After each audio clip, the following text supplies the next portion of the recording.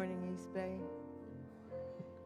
Peace and blessings to you. My name is Reverend Michelle Jordan, sometimes Reverend Queen Michelle, and I'm honored to see who's here this morning as we come together to sing our gathering song. I want to acknowledge Tarima Whitfield and Trey Seals. So as we get ready to raise the vibration, we're singing 3 verses, yes? You ready? If you feel like standing, clapping your hands, greeting your neighbors, we got unique seating today. I woke up this morning with my mind stayed on spirit. Yes, I woke up this morning with my mind stayed on spirit. Well, I woke up this morning with my mind stayed on spirit. Hallelujah, hallelujah, hallelujah.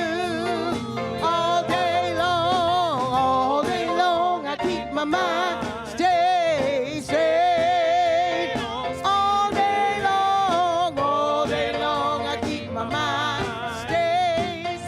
Oh, all day long, I keep my mind stayed on spirit. Hallelujah, hallelujah, hallelujah. Walking and talking with my mind stayed on spirit. Well, I'm walking and talking with my mind stayed on spirit. Walking and talking with my mind stayed on spirit. Hallelujah, hallelujah, hallelujah. Well, woke up this morning with my mind stayed on spirit. Come on, church. Woke up this morning with my mind stayed on spirit. Oh, yes, I woke up this morning with my mind stayed on spirit. Hallelujah, hallelujah, hallelujah, hallelujah, hallelujah, hallelujah, hallelujah, hallelujah, hallelujah,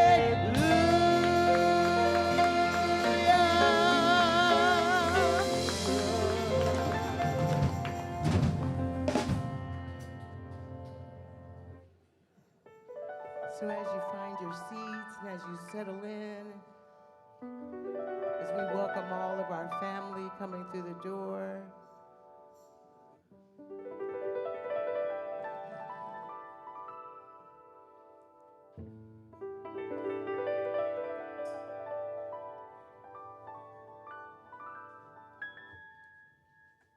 I see hope on the horizon.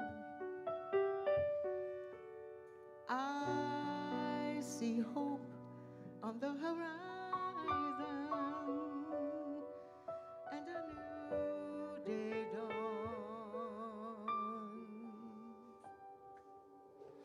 and a new day dawns. I see hope on the horizon. I see hope on the horizon, and a new day dawns, and a new day dawns. I see hope on the horizon. I see hope on the horizon, and a new day dawns, and a new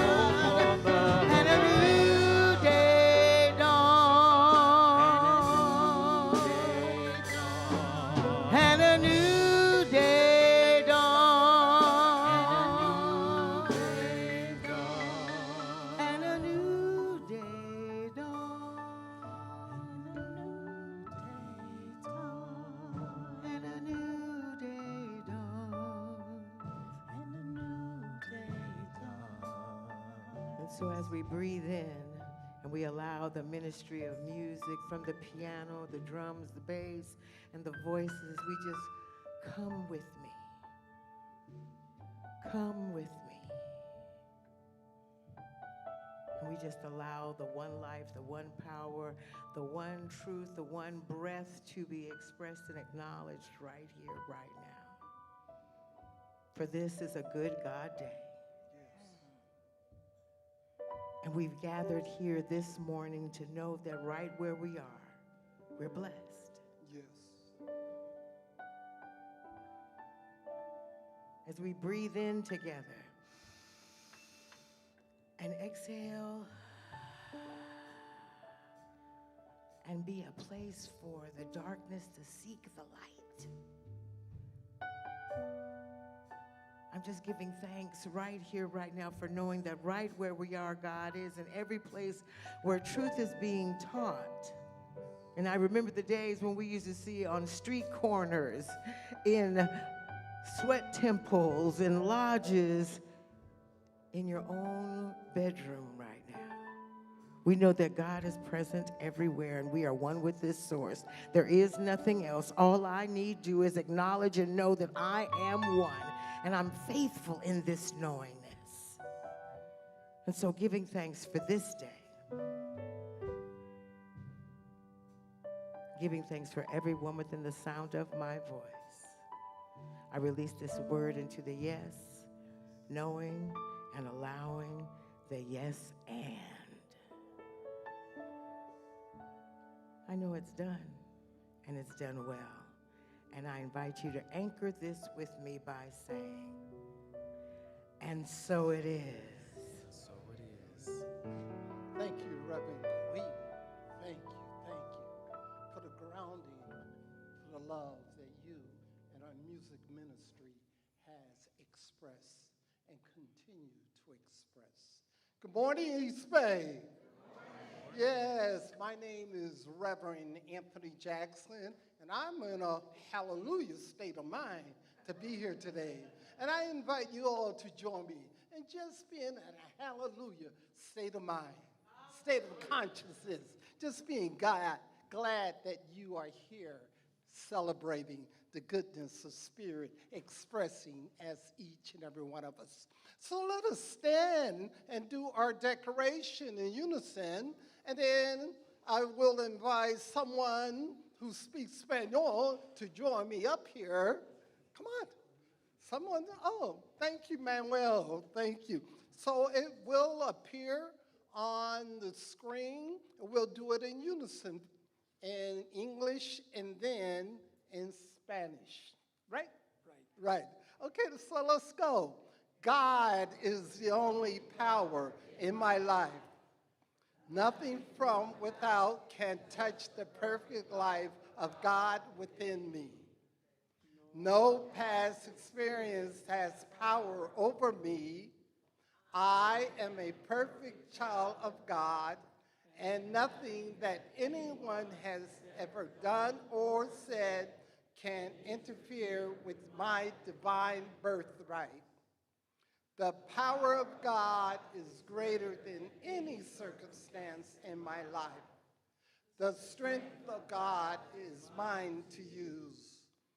Turning away from all feelings of inadequacy, I discovered that all that I need is within me right now.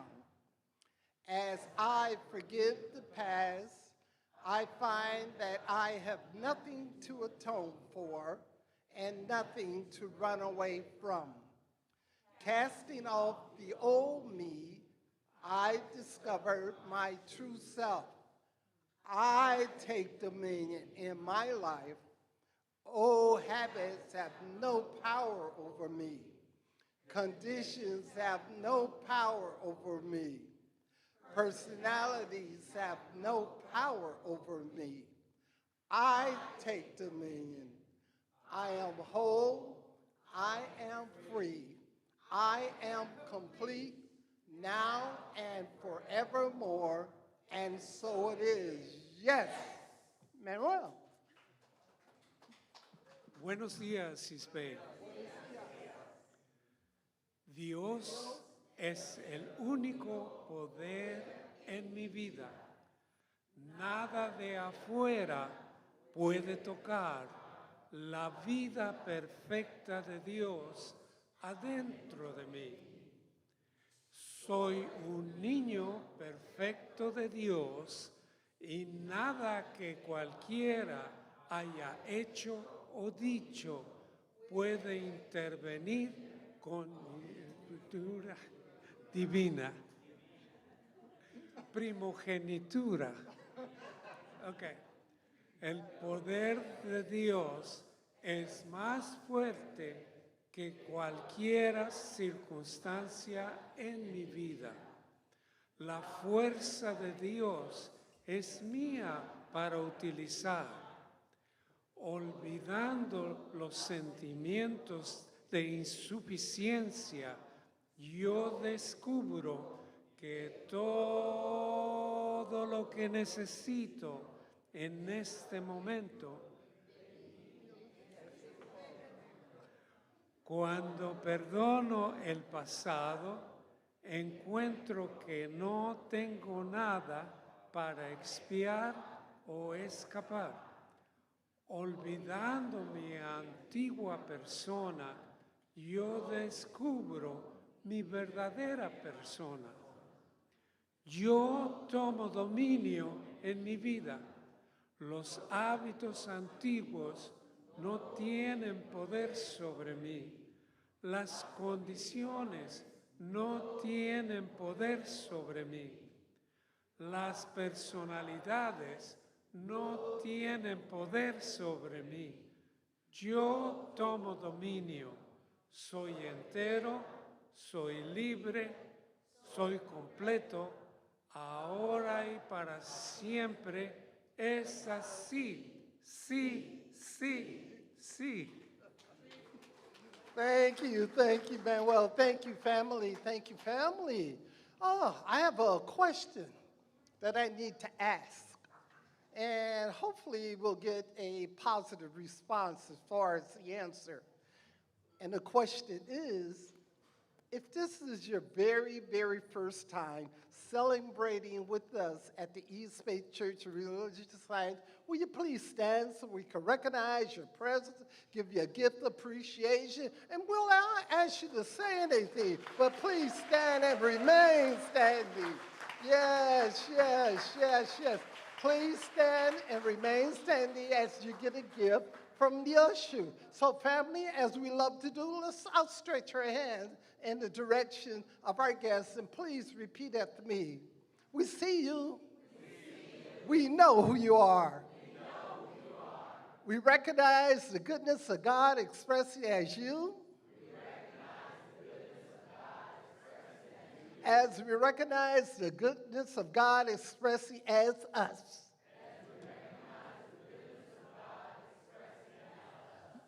Welcome to East Bay. Welcome to East Bay. And so it is. You may be seated. Reverend Queen.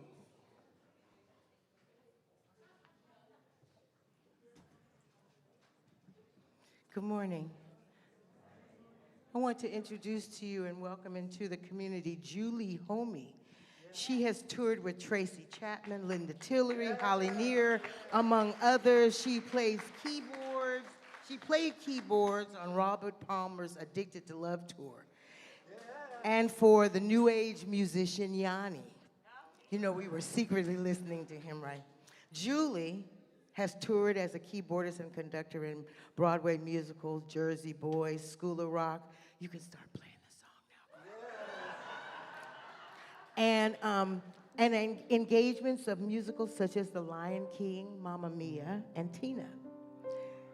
She was first introduced to gospel music as a teenager, touring the U.S. with Oakland-based ensemble, Tina Freeman's Voices of Harmony, and has been in love with it ever since. Let's welcome Julie Homey.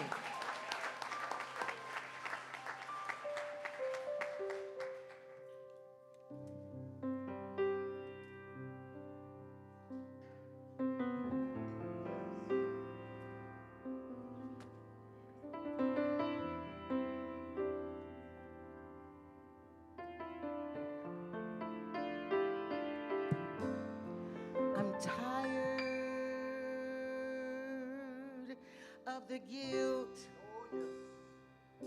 that brings me pain.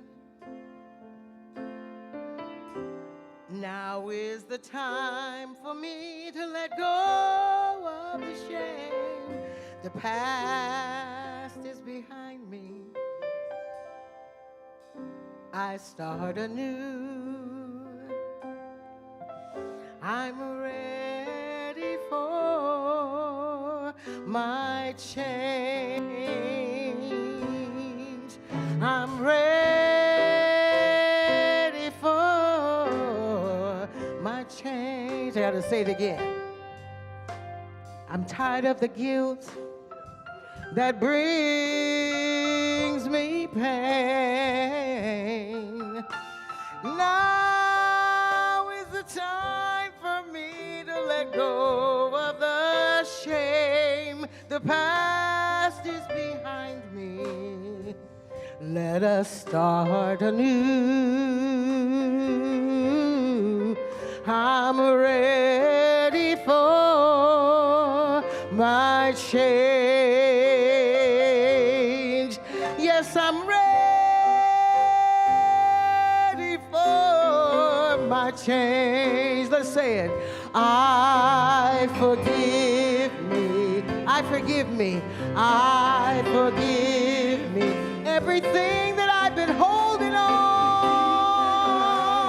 holding on, I let go. I surrender. I surrender. 'Cause I'm ready. I'm ready for my change. Yes, I'm ready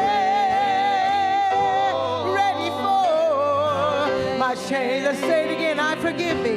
I forgive me. I forgive me. Everything that I've been holding on to, I let go.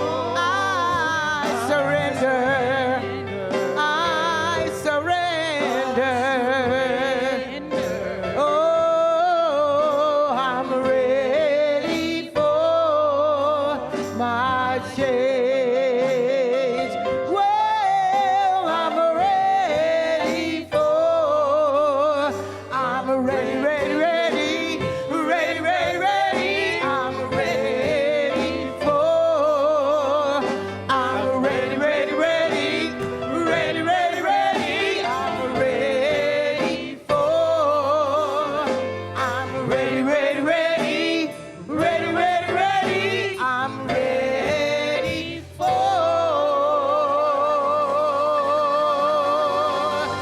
my change. I'm ready. Let's be ready. Let's know we're ready. Yes. Yeah. Yeah.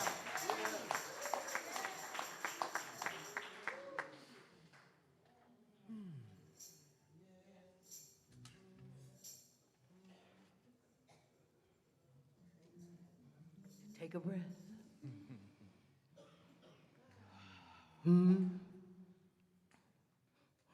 This is a song by Donnie McClurkin, and your response is again. Let me just hear you say again. Again. Again. 2, 3, 4. Hey, hey, yeah, yeah. Dunga dunga dunga dunga dunga. Hey. Again I call you, and again you answer. Again I need you, and again you're there. Again I reach out, and again you hold me. You console me once more. And when I need company, someone just to sit with me.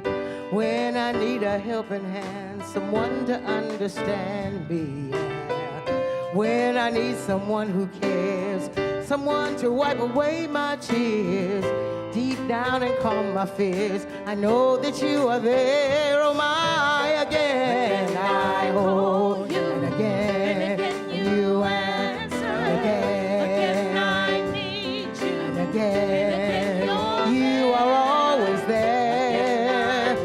I will reach out, oh, you console me once more, and every time I turn around, the most amazing thing I found, you're there to pick me up each time when I fall down.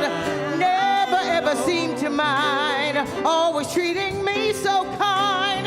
Time after every time, you prove it once again. Oh, again, yes, again.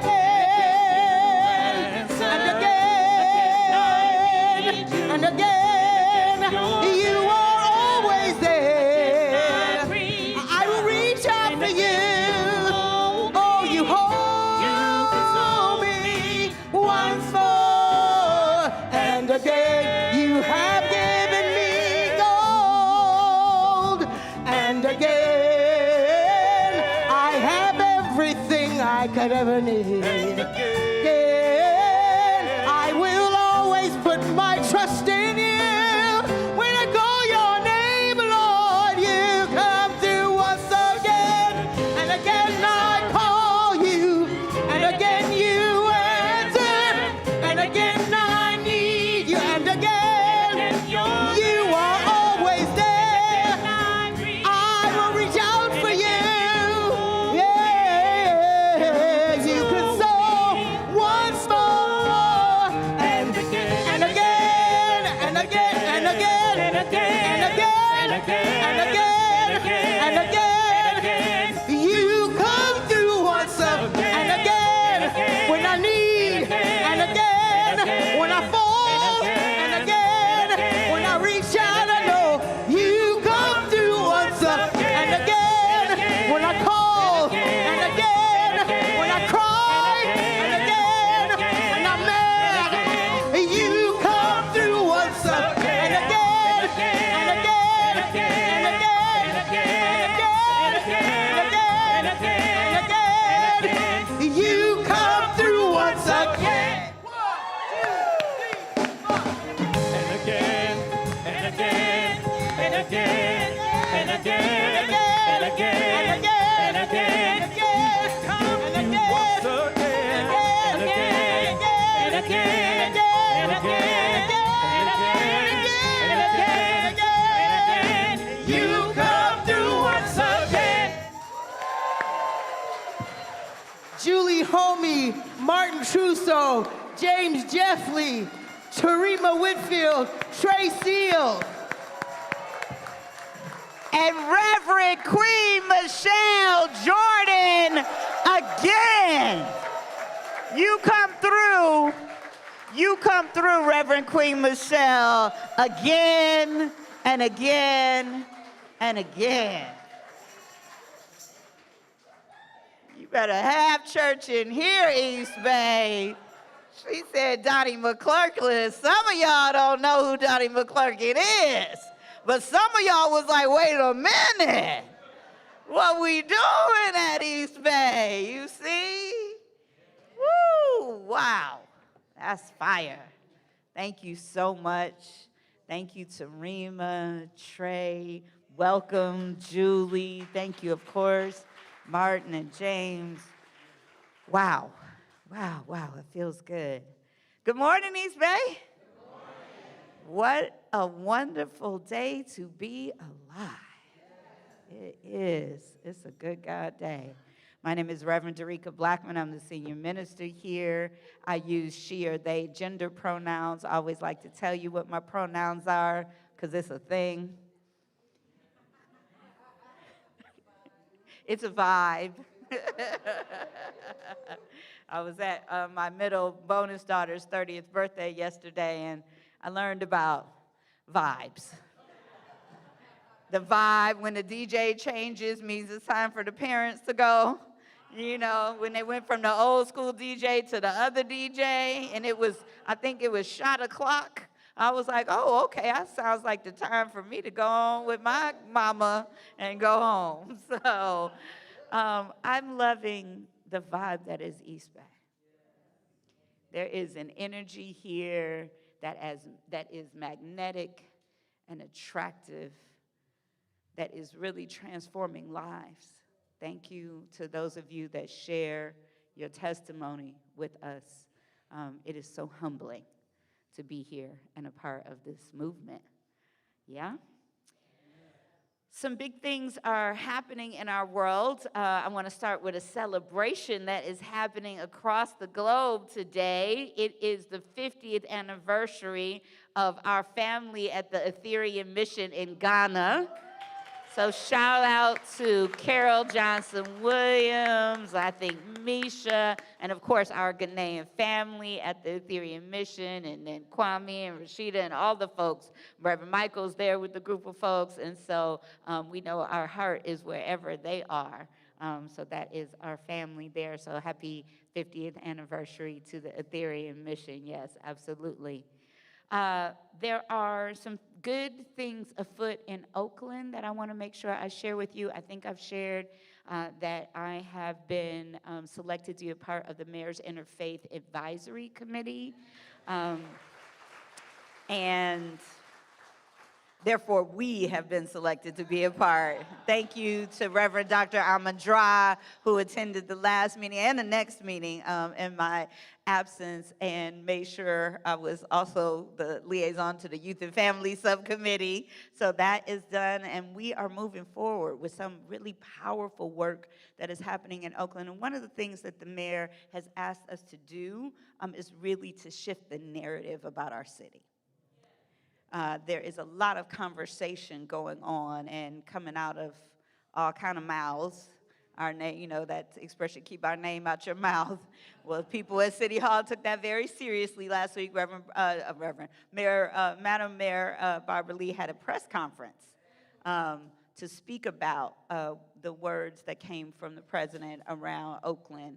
And giving up on Oakland. And she shared with us some powerful statistics about crime rates dropping in Oakland and all of the good news that we have here. So we're going to create on the hallway a board to share that information with you. And it's everything. Yes, absolutely. The good news that is happening in our community is crime is down, theft is down, robberies are down, rapes are down, violent crimes, all of those things have come down 10, 20, 30, 40%, depending upon what category. And some of that is from initiatives like Ceasefire and the Office of Violence Prevention.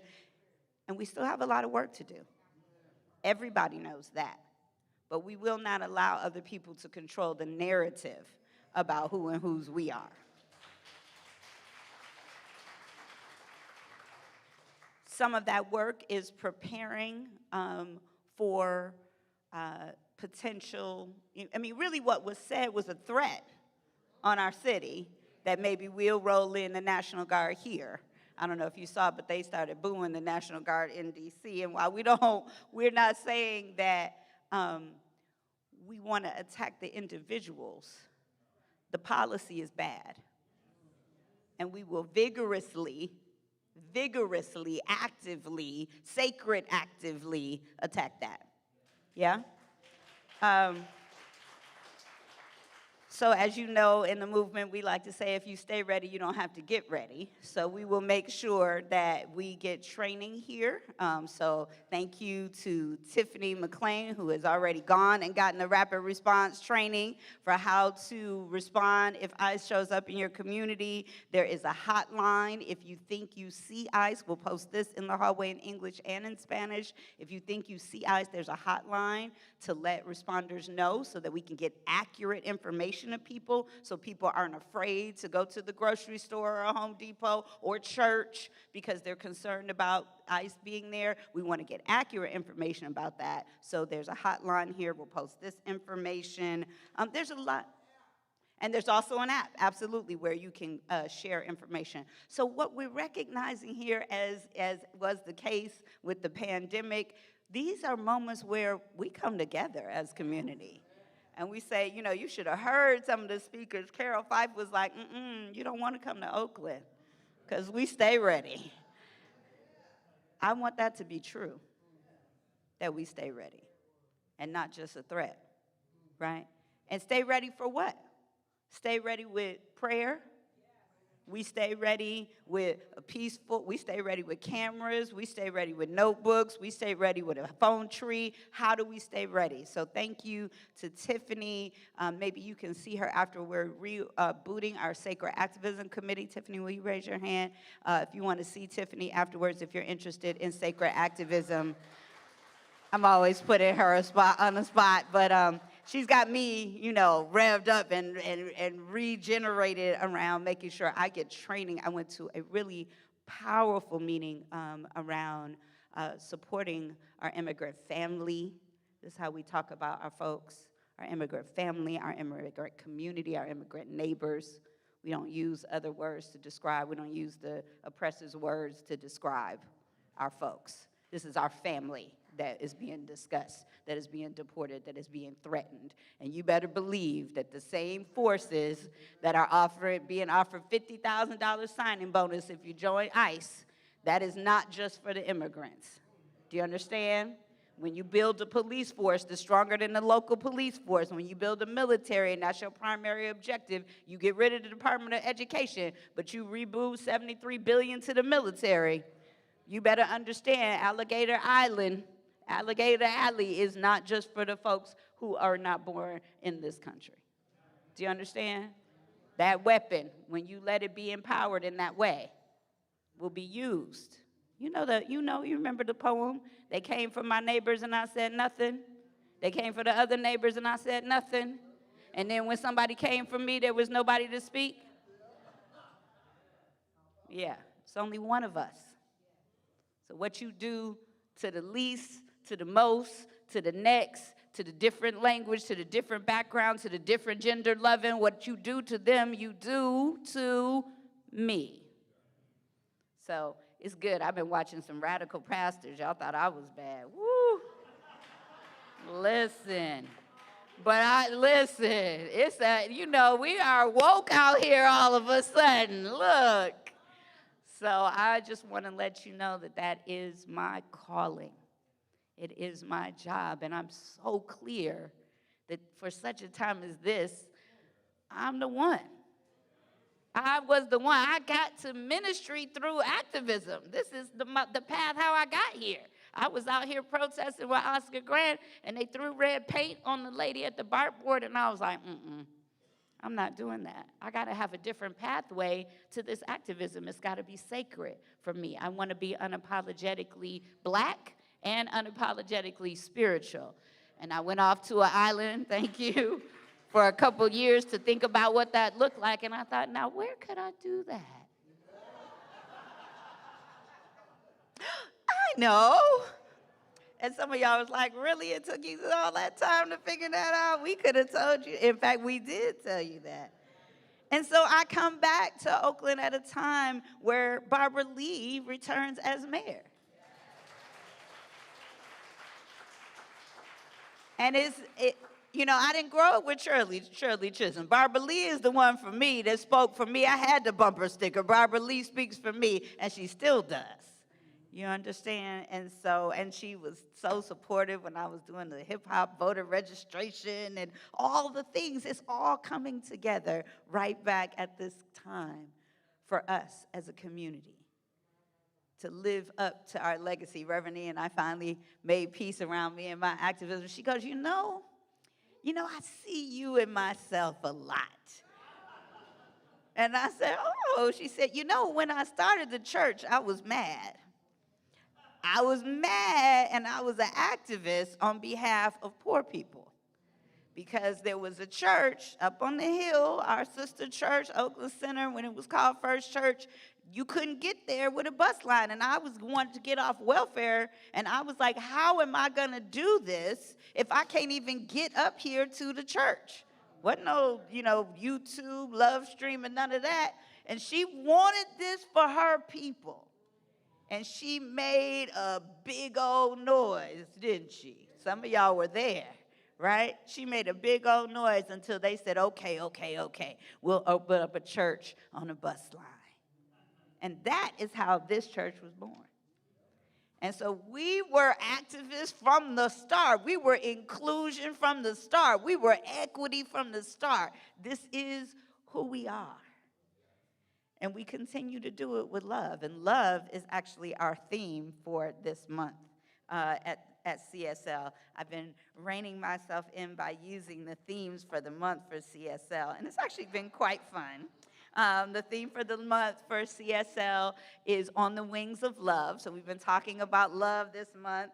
And Reverend Arlene came to you with Reverend E, and we did Teachings on Love by Thich Nhat Hanh. We're going to talk a little bit about that today and what he calls the 4 mantras of love. And then I also mentioned this book, which if you see it, you can see I love a lot. It's called Mindful Loving by Dr. Henry Grayson, and it is also in the bookstore. And I'm going to talk a little bit about that this morning. But I want to start with the 4 mantras. Now, I'm using the term loosely mantras because this is how Thich Nhat Hanh refers to them in the book. And what he says is that if your mind and body are connected, and I might add, if you're deeply spiritually grounded, anything that you say can be a mantra. It doesn't have to be in Sanskrit. This is Thich Nhat Hanh talking. It can be in your own language. We talk about affirmations here, and there's some argument in the interwebs about an affirmation versus a mantra. Some of it has to do with the history of the language. And I really teach people that the difference between appropriation and appreciation is acknowledgement. Okay? So if you namasteing, but you ain't never talked to nobody who even says that or teaches it, that's appropriation. Because you didn't look into the roots of the thing. You know, trap yoga might be a thing, but only if it acknowledges the lineage that yoga is. Or you out here talking about the old tantra. Do you know what that is, though? Because it might not be what you learned it as.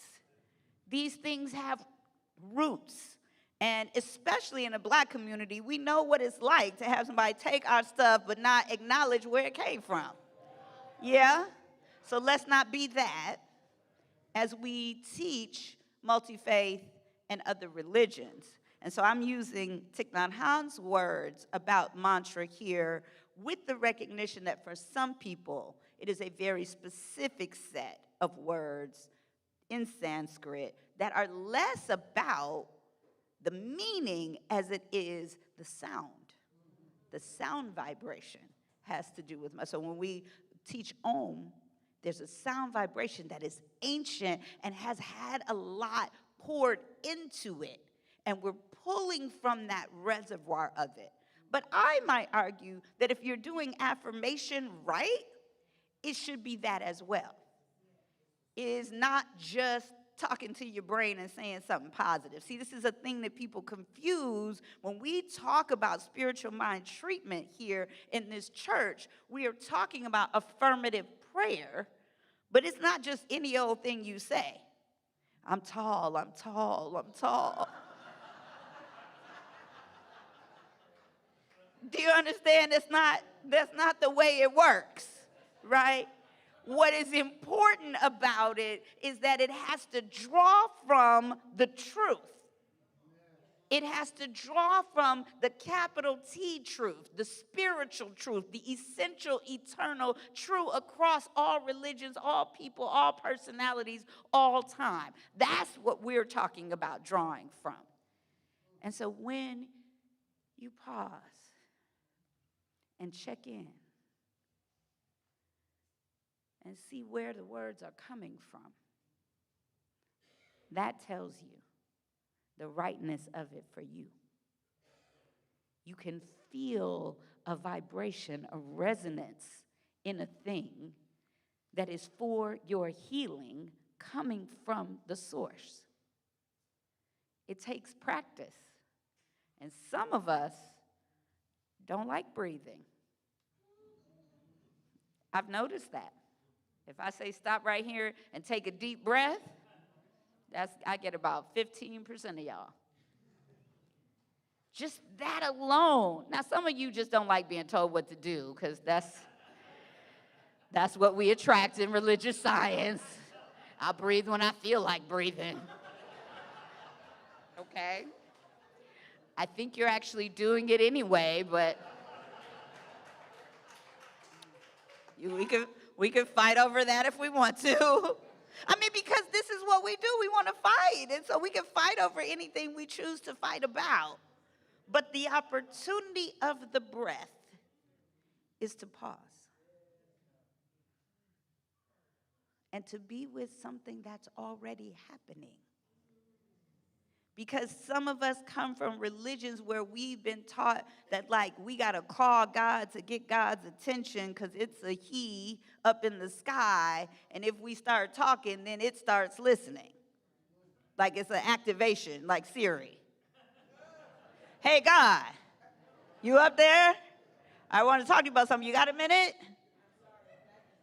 Right. Sorry, I don't know how to respond to that command. Right? Like this is a thing that we've been taught is to activate an external presence. But the reason why we use this tradition of breathing is so we remember where the presence is. It's inside us. It's always with us, and it's always working for us just like breathing. It's always going on. And so the way we're thinking about this thing, the way we're talking about this thing is it's a power. There's only one power. That power is good. That power is God. That power is love. I'm not really caught up in what you call it. We could spend a lot of time arguing about that. You know, I did a journey recently and had an opportunity to just sit with God for a while. And I asked Spirit to just show itself to me, and I felt the vibration, the power of it. Overwhelming, I started to cry. And it was so beautiful, and I recognized that thing like, oh, okay, yeah, I'm not able to contain all of it, but I can experience it. I can call it up. So when we talk about this force, this power, that's what we're talking about. Like love, like electricity, like energy, right? And this is part of what we missed in our Judeo-Christian teaching. This is why we embrace some of the Eastern philosophy that has taught us a little bit more about energy. This is why we embrace the science part, because even quantum physics is kind of starting to sound like metaphysics. You understand what I'm saying? It's like, oh, okay, now science is finally being like, maybe y'all on to something with this prayer thing, this affirmation thing. Oh, neurons fire together when you talk to them and believe something, and it has a lasting impression. And oh, it might be better for you than some of these pharmaceutical drugs. Well, hold on. Now we got to figure out how to commodify it. Doggone it. See? Right? When it's free. I'm telling you to breathe. It's free. You ain't even got a tithe. Just go ahead and breathe. Right? But it's a lot. Because let me tell you what I know about why it's so hard. Because we're running. We're running from the quiet, from the stillness. Because in it, it's a lot of mirrors. It's like walking into a fun house where the mirrors are exactly right. And the lights are all on. Like, you know, that dressing room light, they had to change the dressing room light because the dressing room light used to show things that make you not want to get the dress. You'd be like, never mind. Now, you notice how they used to be so bright in there and now they so dim because we didn't want to buy it after we saw, oh my goodness. I'm so grateful for the younger generation that was like, I'm wearing that just like this.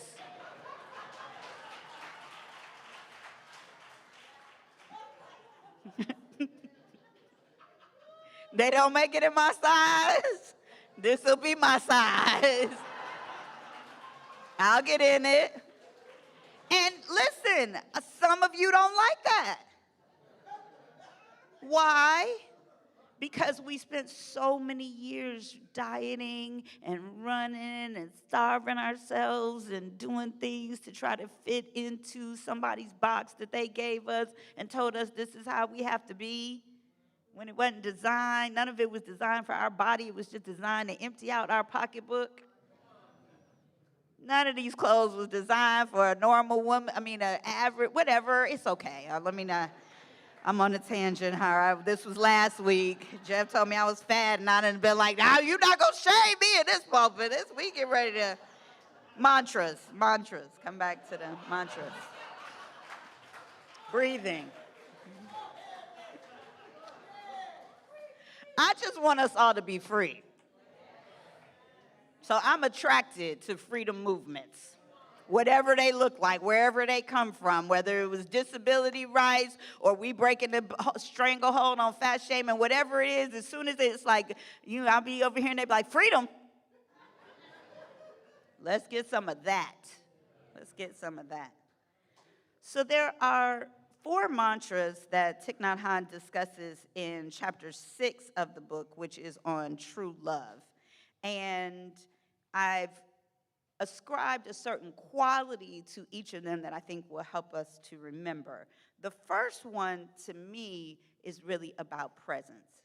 And it says, darling, I am here for you. Or you can say friend if darling is, doesn't feel right to you. So let's say that. Darling, I am here for you. One more time. Darling, I am here for you.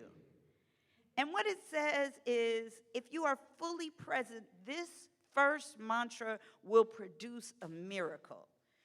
You become real, the person you say it to becomes real, and life becomes real in that moment. You bring happiness to yourself and to the other person, and this is the greatest gift you can offer your loved one. To love is to be there for him, for her, for them. Now, I got to love that it's got all the pronoun options in here. Presence. I'm talking to you about starting just with breathing because that's about you being present with yourself. And if you got some resistance to being present with yourself, well, of course, you're resistant to being fully present with others. So for me, I was raised as a chronic overachiever. And I was one of those kids that just was always doing, always grades, spelling bee, theater, whatever it was, always on show, right?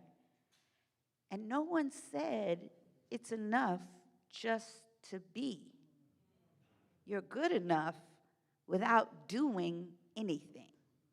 So today, I'm still working through not trying to do all the time. Overdo. Some of you are nodding a little vigorously. Okay, I know. And that thing I see is very common, right? There's just so much doing and doing and doing. Well, we're talking about love today, and in the partnership, I've noticed that what this has manifested into for me is phone addiction. Any other phone addicts in here? Put your hand up higher. So you can stop lying to yourself and your family and everybody else. You admitted it in church today. The first step is admitting you have a problem. Here we go. All right? Some of y'all didn't have the courage to put your phone up, hand up, right? You know you're a phone addict if it's in the bed.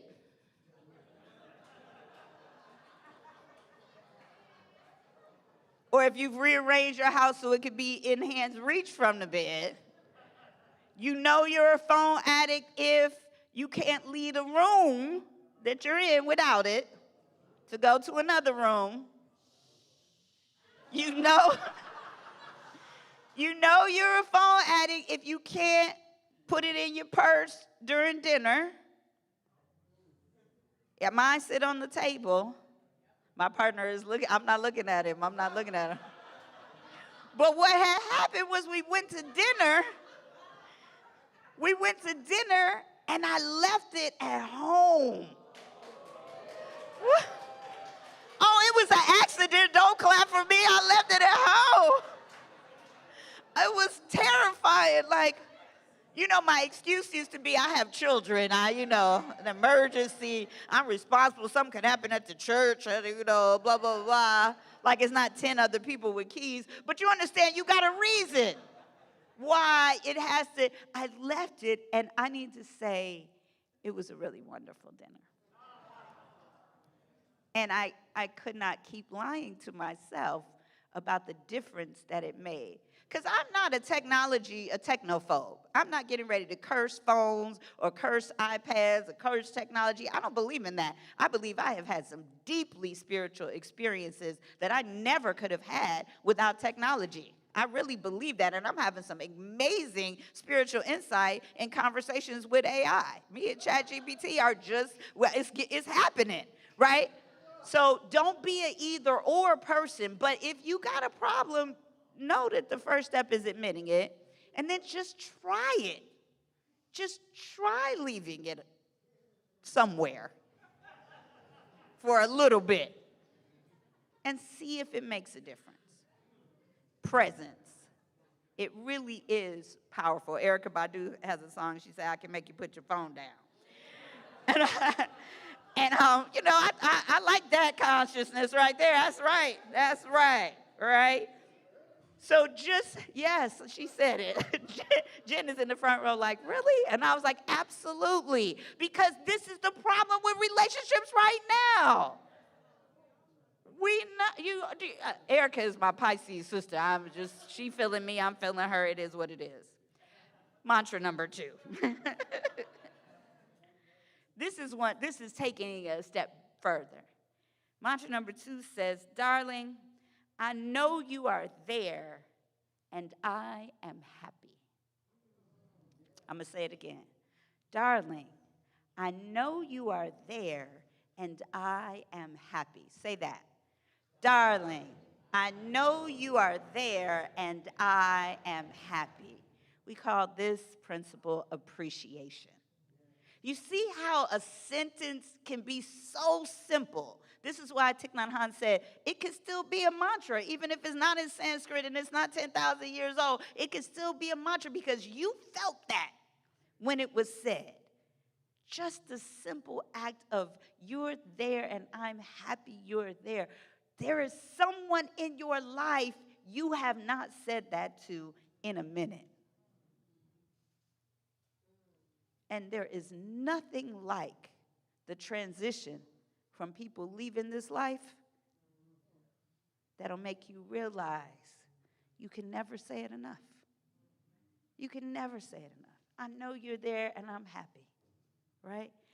Thich Nhat Hanh says, to be truly present and know that the other is also there is a miracle. Whenever you are really there, you are able to recognize and appreciate the presence of the other, whether the other is the full moon, the morning star, the magnolia flower, or the person you love the most. First, practice breathing in and out mindfully to recover yourself. Then sit close to the one you love, and in that state of deep concentration, pronounce that mantra. You will be happy, and the person you love will be happy at the same time, right? That peace, right? Finding the good in each other is so critical and it's so important. One of my very best friends is a sister named Aisha Bilal, and she goes through the world finding joy in strangers all the time. When you just out with her, she'd be like, hey, pretty lady, I like that dress. Oh, look at that smile. Like, anybody know somebody like that? Yeah, Jen, you like that. Jen got that little, extra joy, And joy is people talk to me about. I almost changed my name to Joy at one point in my life. Because somebody said, Shawana said to me, she goes, it's really genuine with you. I actually like people. I love life. And that thing is something you can manufacture and create for yourself by gratitude and appreciating the little things that you see every day, all the time. That's a pretty dress, say so. That's a kind word that somebody said, say so. Somebody smell good, look nice, whatever it is, right? Or I like the way you show up. I appreciate you. It makes such a difference to you and to them. The third mantra is compassion. And it says, darling, I know you are suffering. Now see, each of these is cumulative. Like, you know, in order to do multiplication, you have to be able to add. Do you understand? We started with presence. And there is no way to appreciate if you're not present enough to notice. Same thing with compassion. If you're not present with the people you claim to love, you don't even notice when they're suffering. Very dear friend of mine has been in a relationship, and every time I see them, they talk about their relationship, and it took me 2 or 3 occasions of seeing them to even notice they had stopped talking about it. And then I said, hey, wait a minute. What's going on with, and they just broke down in tears.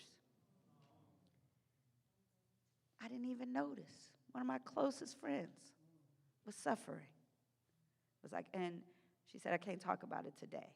But how many days had it been that I hadn't even noticed? So when we have compassion, it says, if you are mindful, you will notice when your beloved is suffering.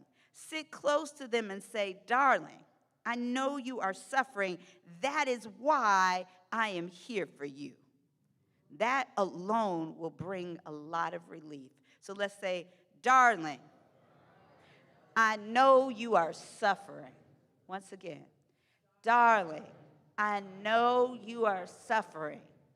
Here's the thing, like, there's a lot of permission in that. Be prepared. Be prepared. Be prepared. So many of us just want somebody to notice that we're suffering. And I need to tell you that suffering doesn't need to be like a stage 4 diagnosis. Most of us are suffering from some form of loneliness, or feeling unlovable or unworthy, or feeling just unnoticed or unappreciated. Now, if I use those terms, how many people got some suffering? Look around. Look around. I want you to look at the hands. Show that, Byron. Y'all keep them up for just 1 second. And this is the reason I want you to see this, is because we suffer alone needlessly. This should be the whole point of having the spiritual community. Is somebody here ought to see you, ought to know. So we're revamping our pastoral care ministry, because we've had people who have had a lot of physical stuff going on, and the church didn't know. They were like, hey, nobody called, they didn't pray, and we want to have the prayer list in the hallway, on the screen. That's you too, if you're a love streamer. This is important, right? So please just know you'll be hearing from us about how we can better serve each other in the suffering. And if you're looking for a place to volunteer, pastoral care will really change your life. It will change your life, the ability to be there in the midst of other people's suffering.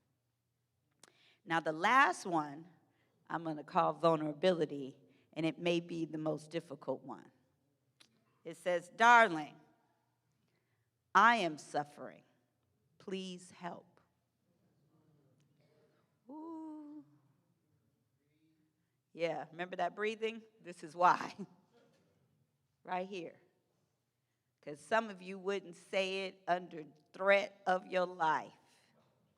Because somebody taught you that's what it means to be strong. That's what it means to be good, is to suffer through alone. So let's say it together. Darling, I am suffering. Please help. Ooh. feel that? It'll change the whole world. It'll change the whole world if you could say that when it's true for you. And there's so many people in this room who want to be of service. And there's so many people in this room who need support. Let's solve that puzzle. Let's solve that puzzle and be that for each other. Beyond just the fellowship after service, let's start there.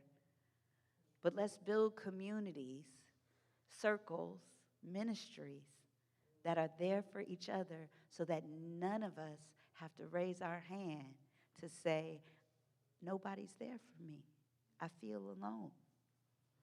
And I'm going to tell you that it all goes back to you and your breathing, because there are some of us who we get all the love and attention and support and accolades and appreciations in the world, and we still feel alone. I have never felt more alone than when I was sitting next to my partner, my former relationship, or were alone in a crowd, alone at the award ceremony where they honoring me. You can feel alone because people cannot heal for you what is going on inside you if you're unwilling to do this part. Please help. It can't be healed if you don't even admit it needs to be healed. It can't be healed if you're not willing to accept the help, because you got a story about what accepting help or asking for help would mean. So here we are. These are the mantras, and here's what Thich Nhat Hanh says about this last one. It's only 6 words, but sometimes they are difficult to say because of the pride in our hearts, especially if it was the person we love whom we believed caused us to suffer. In true love, there is no place for pride. Or as Sade would say, love is stronger than pride, right? Or Prince might say, would you run to me if somebody hurt you, even if that somebody was me? This is a different kind of love, this vulnerability. Yeah, we doing Erica, Prince, and Sade. It's all, I got to get all my people in here today. Right? Vulnerability requires all the other things. You've got to have presence. You've got to have appreciation. You've got to have compassion for yourself. This is why we always talking about divinity as our birthright. Because you deserve help. You deserve help. You deserve help. Those of you who have such a hard time receiving it, I always ask people when they're telling me, I don't believe in that. I'm not getting ready to talk about my problems in front of other people. I'm a little too private for that. Well, what would you want this person who you like to help? See, because a lot of us who don't want help like to give help. That's the only way we like to do it. Oh no, I'm helpful, but I don't need help. Because that's the illusion of us, some of us that are addicted to helping. That's how we make it look good. I'm the helper, not the helpee. Right? This is why I make sure I go to the 12-step meetings as often as I can, because I'm the helpee. The call is coming from inside the house. Do you understand? We teach that which we most need to learn.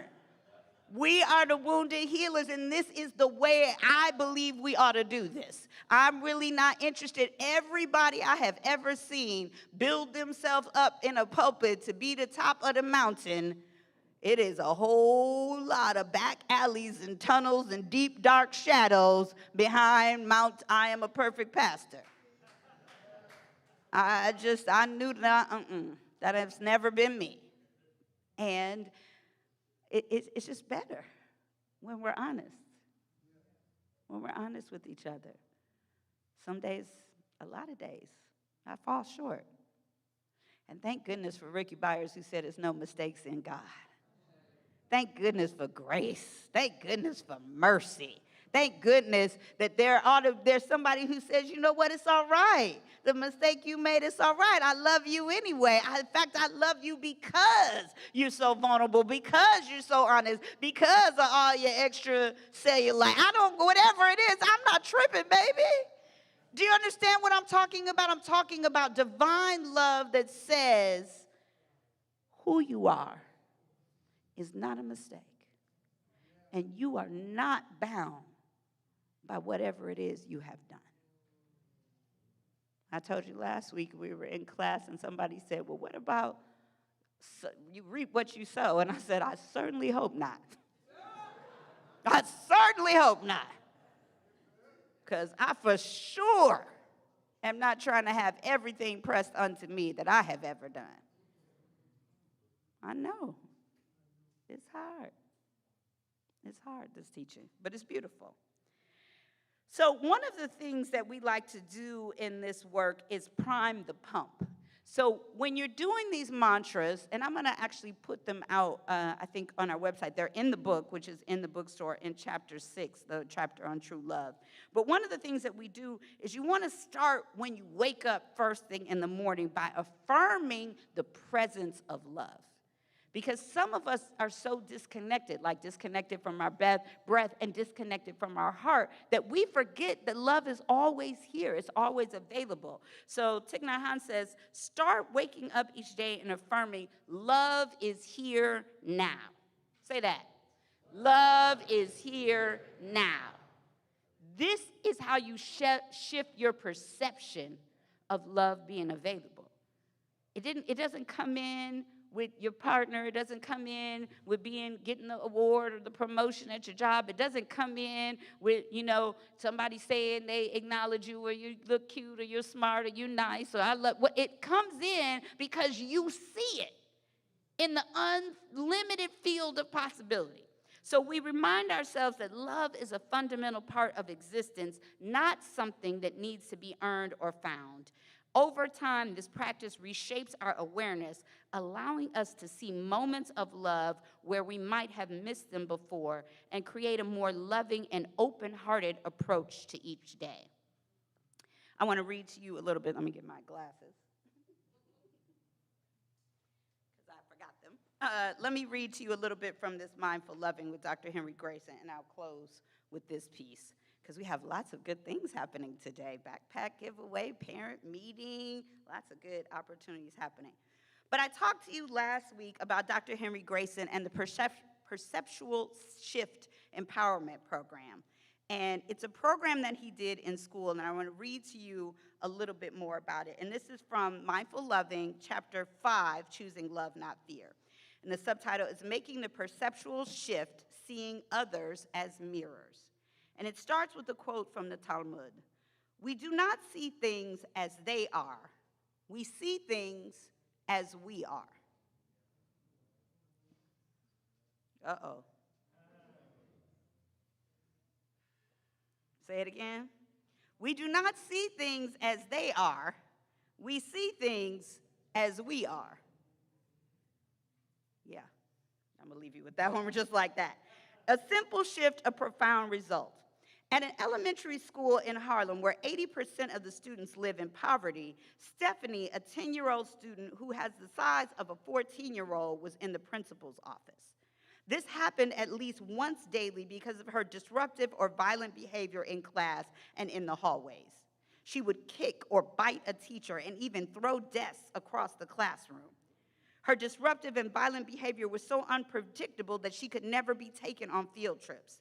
However, after her teacher participated in a groundbreaking program to reduce violence in students, 4 short months later, Stephanie took her first field trip with her class, going to Carnegie Hall for a concert. She behaved beautifully, and she and the others had a wonderful time together. It soon became increasingly rare that she had to be sent to the principal's office anymore for any disciplinary measures. Her violent behavior was fast becoming a thing of the past. How did Stephanie experience such a rapid, life-altering change in her behavior? As part of the violence reduction program called the Perceptual Shift Empowerment Program, which I designed, Stephanie's teachers, guidance counselor, principal, and even the office secretary who interfaced with Stephanie every day participated in 4 learning modules. The one relevant here is that instead of focusing on the students who was prone to act out violently, making them angry, frustrated, and needing to control her, They shifted their perceptions to focus on the frightened little child inside her 10-year-old body. Once the adults were able to look beyond Stephanie's behavior and focus on the fear that resided just below her surface turmoil, they were able to respond to her with loving kindness instead of anger and disapproval. By seeing her fear, the adult helpers were able to let go of their own fears in dealing with such a difficult child. For the teachers group, seeing Stephanie differently allowed them to create different feelings, which in turn brought different ways of behaving toward her, which in turn cumulatively began to heal Stephanie's fears of further hurts from adults. As the teacher's false perceptions were healed, Stephanie healed, and as a result, the whole class began to heal. I'm talking about us now. Who's your Stephanie? Who's your Stephanie?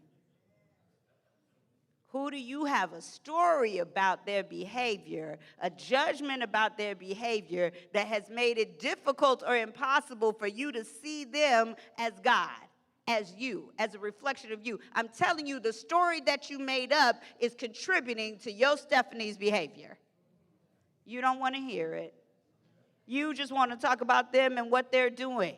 I'm talking about the power that you have. You the one that showed up here today. It's not an accident. You showed up here today so I could remind you that you can change the whole thing. You can change the whole thing. You can change the whole thing just by changing your mind about it. That's how powerful you are. How do I know? Because you showed up here today.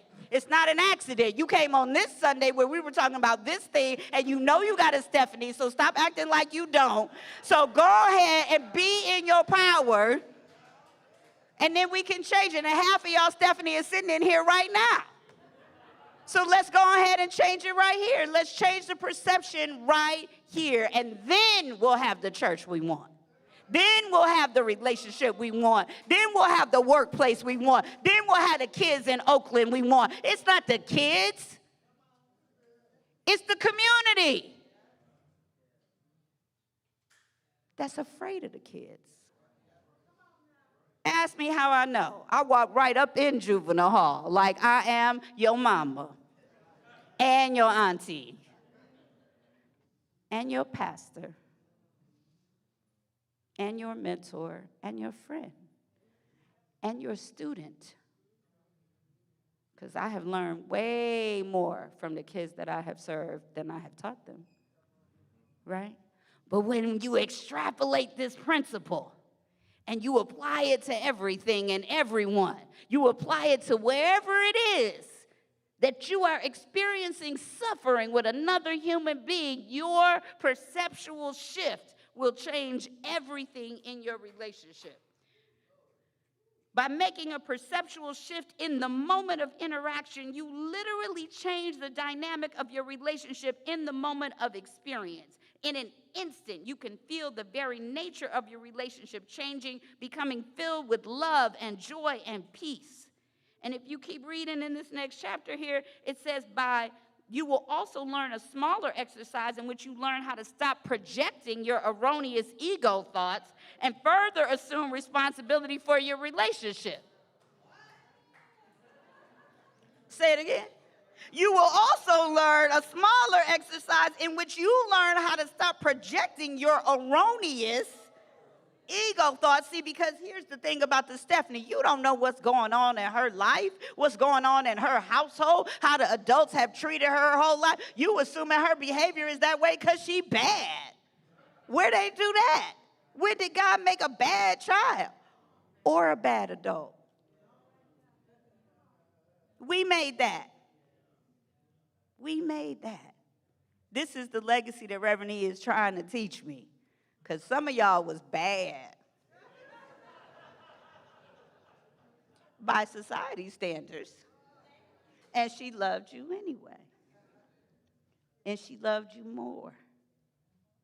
more than you thought you deserved. And if it ain't Reverend E for you, it's somebody. If you ever had that moment where somebody loved you more than you thought you deserved, that changes everything. That changes everything. So let's show up with each other with a little bit of grace. Can we do that?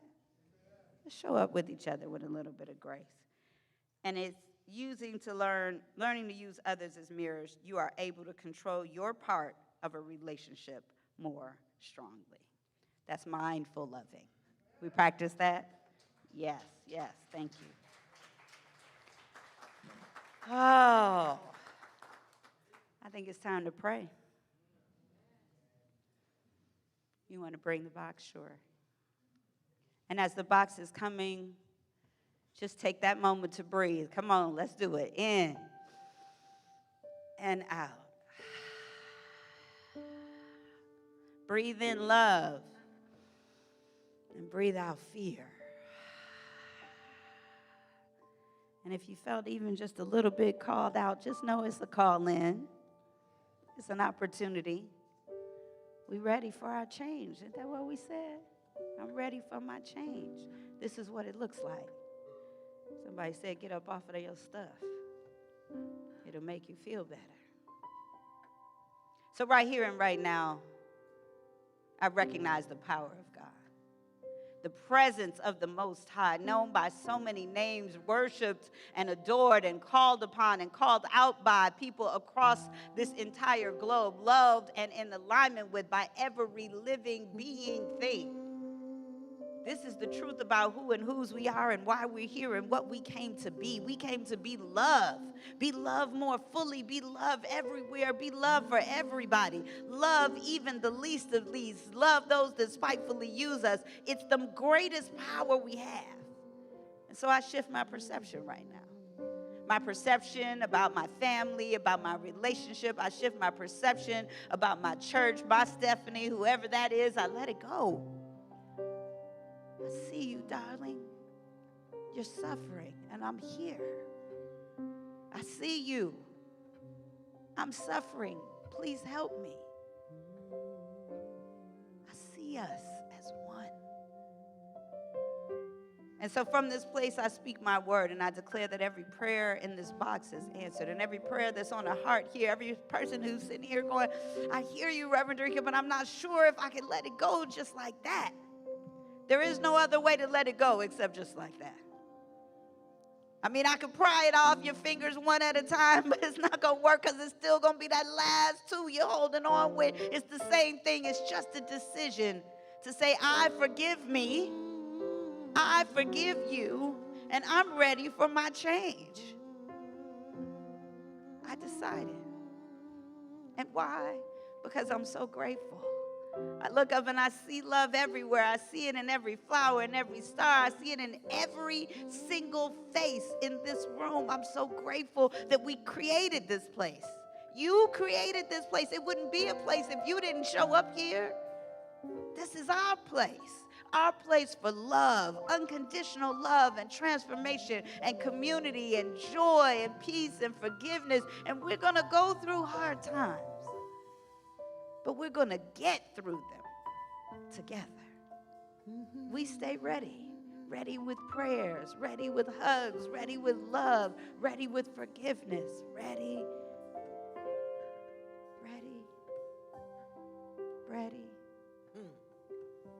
with surrender, ready with grace. Yes, got grace? That's the t-shirt I want. Got grace? Forgive somebody today. It'll set you free. And so I do this most important thing. I release this word to the perfect activity of divine love and divine law because it is God's great pleasure to give us the kingdom. And so when I give all the prayer requests in this box, all the people here worried about safety in their community, worried about where they're going to live or where they're going to work or who's going to take care of them or where they're going to get medicine or how they're going to be able to afford or whatever it is, God says, yes, I got it. I always had it. Ain't I had you through all the things that you got through to get here today? Again, call me again. Just call me one more time. How you think you got here?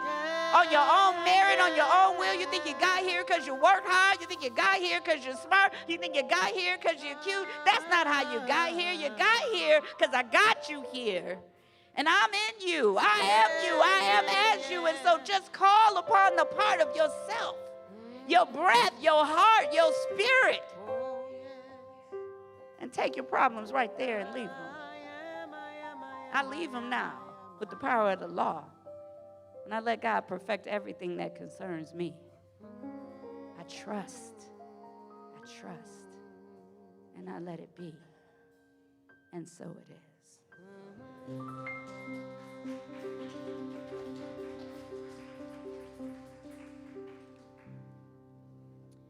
All right. I think Robert is, thank you. I think it's offertory time. Our board chair, Robert Quintana Hopkins, board co-chair, is coming to us now to help lead us through offering. Thank you. Good morning, East Bay. I wanted to share a couple of my favorite quotes with you this morning, and I turned them into affirmations. I wanted to share a few affirmations with you. And so the first quote is one that we used actually at our board meeting yesterday, and it comes from Mike Posner, and he says, if you want to do something great, don't be the source, be the channel. And hopefully you hear the there's a slight difference. If you want to do something great, don't be the source, be the channel. And of course, Reverend E has been telling us that for years. And the Reverend E version is, she reminds us that God is the water and that we are the faucet. Right? And then the last quote I wanted to share with you, Iyanla Vanzant says, do what you love and the money will follow. That's right. So my affirmation to you, to me, to all of us, is that each and every one of us is a channel for the source, which is God. We are wide open to Spirit, allowing the source to flow through us without limit. And I want you to think of not a water hose, but Niagara Falls. That's how wide open we are. And because we do what we love and we do it as a channel for Spirit, everything we need and desire is ours. Unlimited good flows through us right now. And so it is.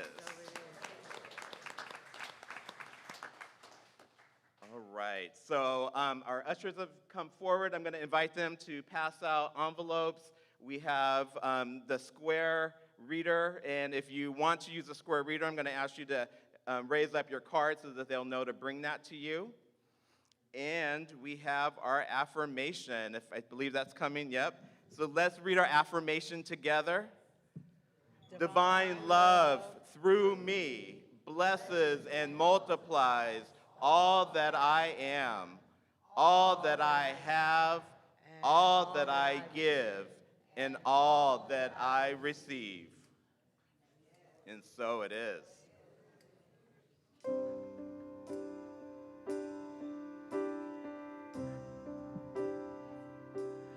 I forgive me.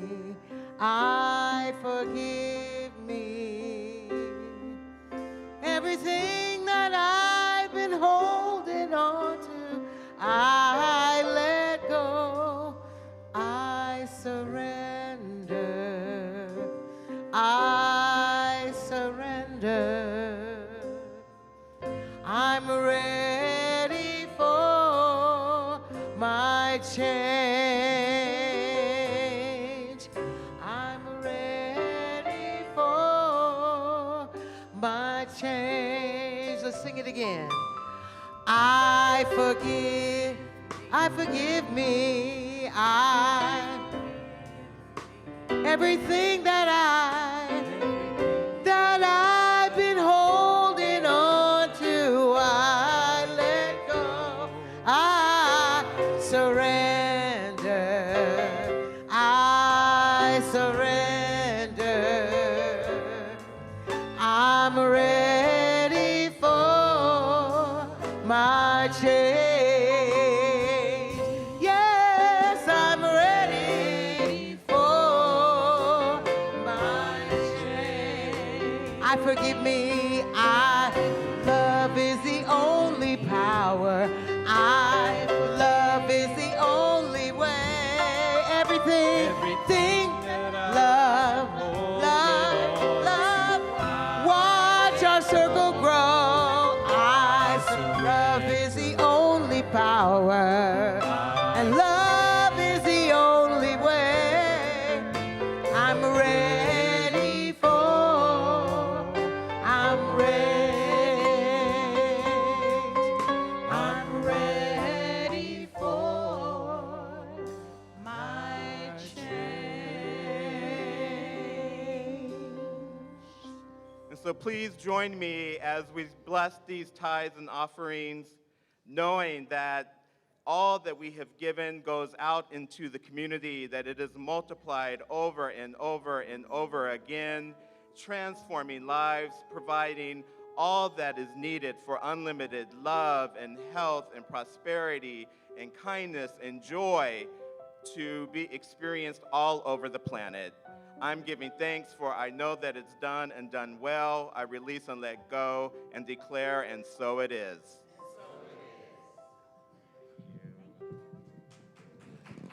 All right, we have our Youth and Family Ministry here. Come on, it's Youth and Family Sunday. Come on over. Akai is going to lead us with the prayer.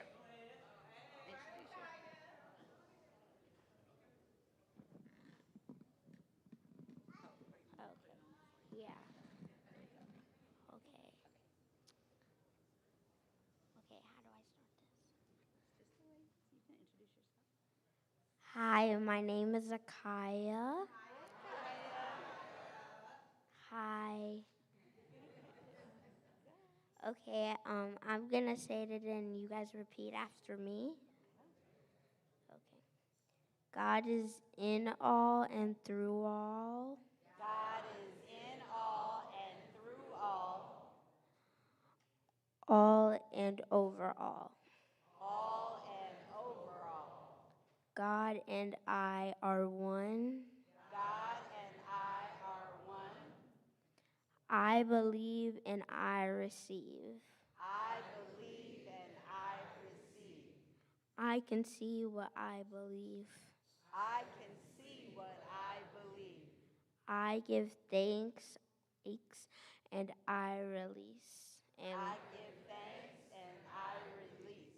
And let go and let God. And let go and let God. And so it is. And so it is.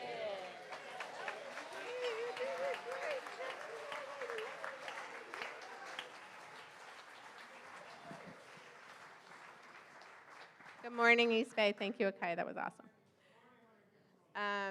So just a brief, this is the prayer that we do when we do Children's Church. So thank you, Akai, for sharing that with everyone.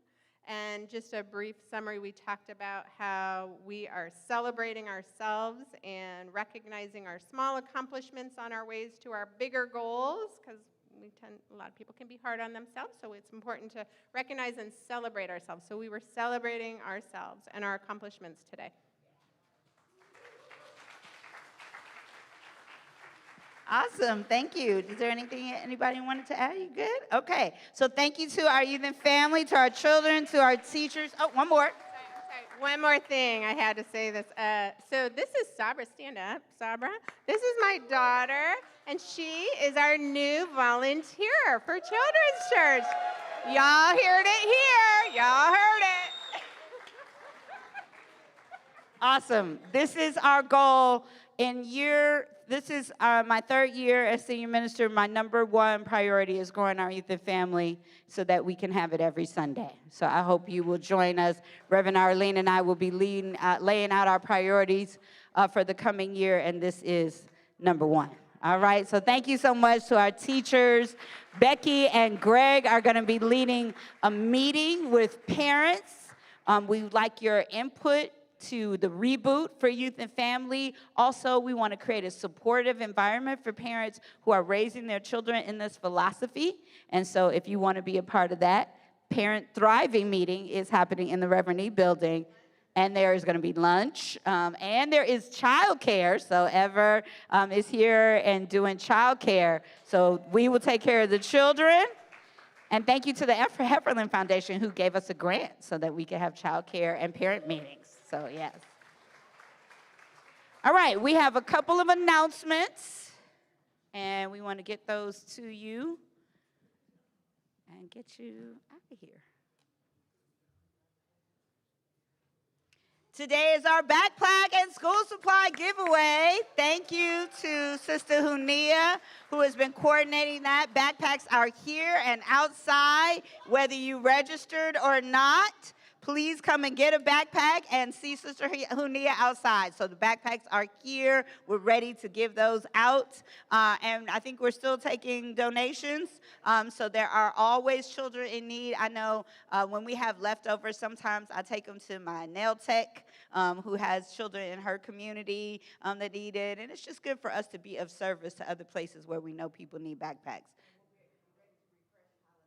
And we'll be ready to refresh during holiday time. So we'll have more because, some of these backpacks, they be gone after, a few weeks. And so we want to be in continuous relationship with the communities that we partner with. So we're grateful to Sister Bathsheba and her school as a longtime partner of us where we give the backpacks away. But we want to do more than just that sort of seasonal push where churches show up. So we definitely have our toy drive coming up, but backpack giveaway is today. So please pick up a backpack for yourself, and Sister Hunia will be outside letting you know any of the other details on that. Yep, okay. Thank you, Sister Hunia.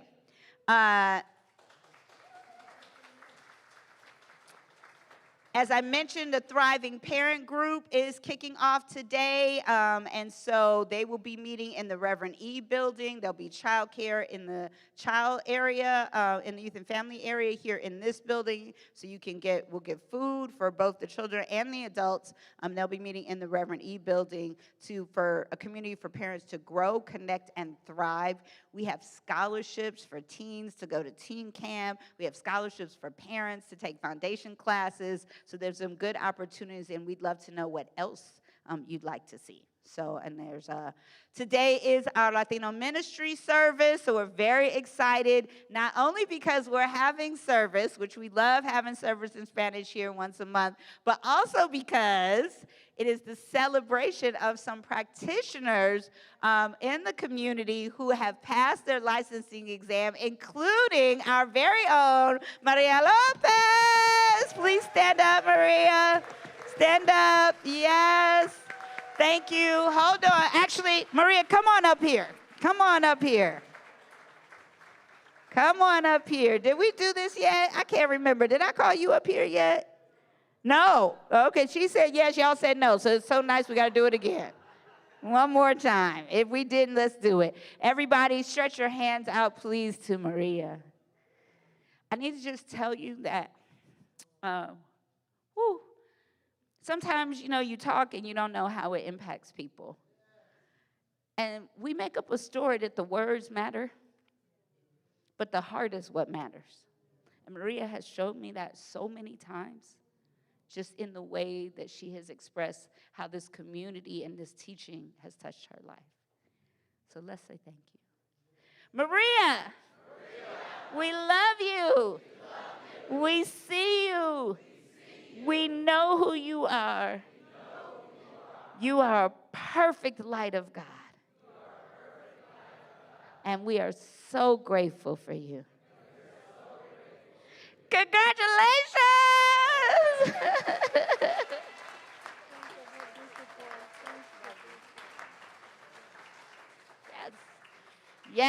Yes. And thank you to all in the Latino ministry who have supported Maria and so many others. So folks are gathering from different communities here to celebrate. Was that it for the announcements? I think there's more. Okay. All right. What else we got? Oh, how could there be? Yes, there's more, of course. Dun, dun, dun, dun. We are 2 weeks away. And here they come, Lola and Z.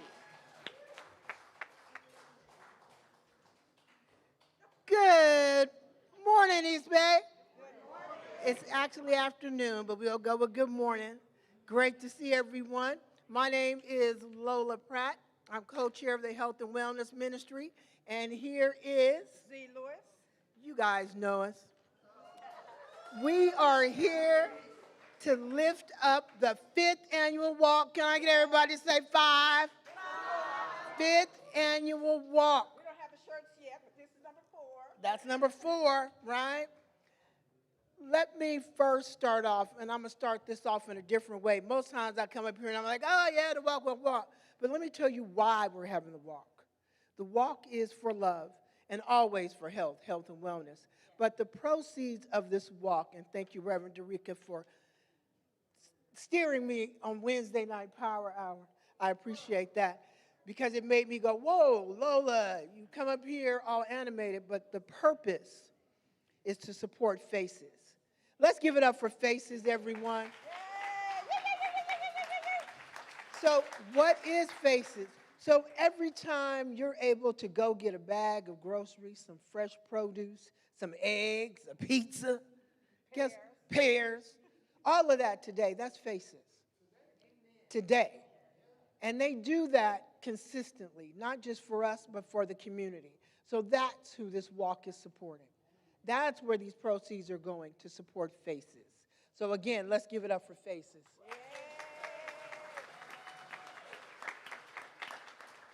Now I get to go back to the antics. All right. 5th annual walk. I hope everybody has registered. I see some people saying, Lola, I'm not going to be here. Guess what? They registered anyway. They registered anyway, right? Because again, supporting the walk. The walk is at Lake Merritt, August 30th, so it's right around the corner, August 30th. It starts at 9 a.m., but registration is at 8:30. For many who know, we go out there and we stretch, you know? I thought about boots on the ground, but that might be too much. Oh, she said we could do it. I'm going to find some fans, okay, so that we can warm up, stretch. I see some fans back there. So we can stretch, warm up, okay, come out. This is a family day. So you walk as much as you're able to. There is no requirement to walk as far, but walk as much as you're able to. But we have family fun. We're going to have a kids zone this year. So we want you to bring the family out, right? So we're going to have all kinds of games and jumpy houses and so forth for the kids, right? You already heard me talk about the booths.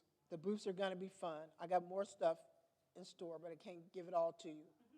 You got to come out, register, pledge. Now, before I end, I have Z, because Z has something that she wants to say too. Come on, Z. Okay.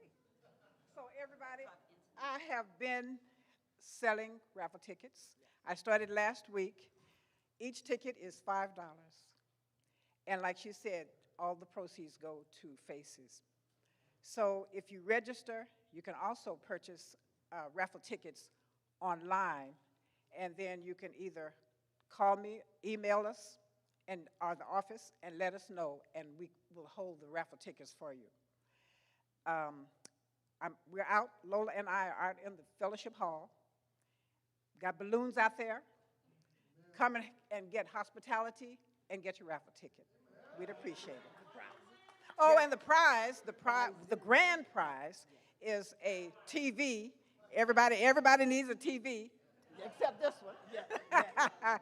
And also we have other smaller prizes which are equally as precious and as, treatments, and we have jewelry.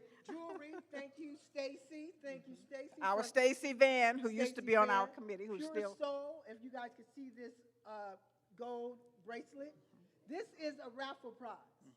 This is one of the raffle prizes that will be raffling off for the walk. So again, support the walk, register, come out, donate, volunteer. We love you all. Yes, and we have flyers if you need more information. Thank you.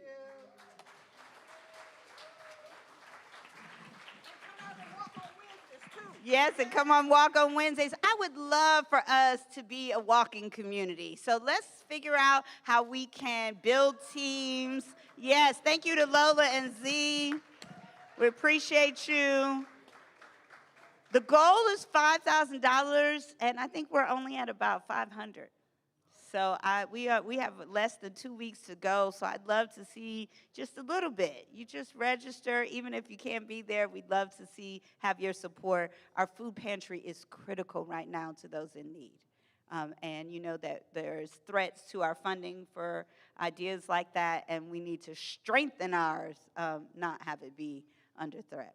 So thank you to Low Lindsay for the fund. Our strategic planning process is continuing. On August 24th is the next occasion. It'll be Sunday immediately following service.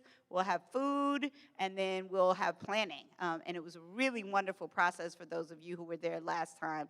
So you didn't have to come last time. We'll send you information for members, and it is in person only this time. Hybrid is a little challenging to get full participation, so we're mixing it up. So this time it will be in person. We still have our gospel piano lessons with Simon Russell. They are live in person in the Fellowship Hall and Sanctuary. I believe they're moved to Tuesdays now. Yes, so Tuesday evenings, $25 per student. Links and all information for all of these things are on our website at ebcrs.org. Maybe someone who's online might go to the website and drop some of these links in the chat. So that we can have those there. East Bay 12-step meeting. If you know someone who participates in 12-step and would like to have an experience of it in a metaphysical New Thought environment, please invite them to come to our Zoom meeting, 12-step Fridays at noon.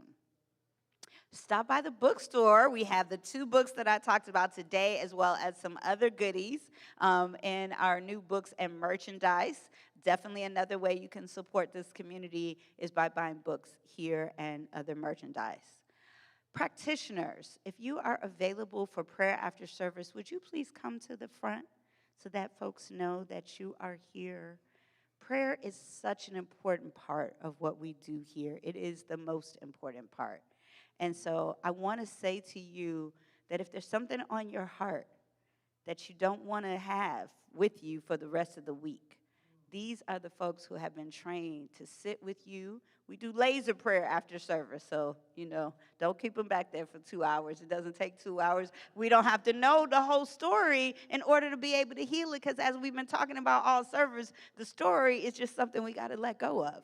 So they will sit with you and know the truth, and I really invite you to take that on. It's a wonderful, wonderful service for you. Thank you so much. Can we give a round of applause to our practitioners? Thank you, Greg Wesley. I really appreciate that. And so with that, I think it's time for us to close. And so just in this consciousness that everything we need, we already have. We have enough to be able to provide our children with spiritual education and backpacks. We have enough to be able to provide our parents with support. We have enough to be able to provide our community with food. We have enough to be able to provide prayer. We have enough ushers and greeters and AV and hospitality. We have enough because you give so generously of your time and talent and tithe that I just want you to breathe and take with you these mantras as you go back. Listen to this service again and remind yourself to sit with yourself first and be present. And just sit with each other and be present and appreciate and be vulnerable and have compassion. It changes everything.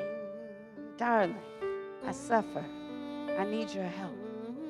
Darling, I'm here. I appreciate you. Darling. So blessing this week as we go forward from this place as one people, one heart again. And so it is. I see hope on the horizon. Have a good Sunday. I see hope on the horizon and a new day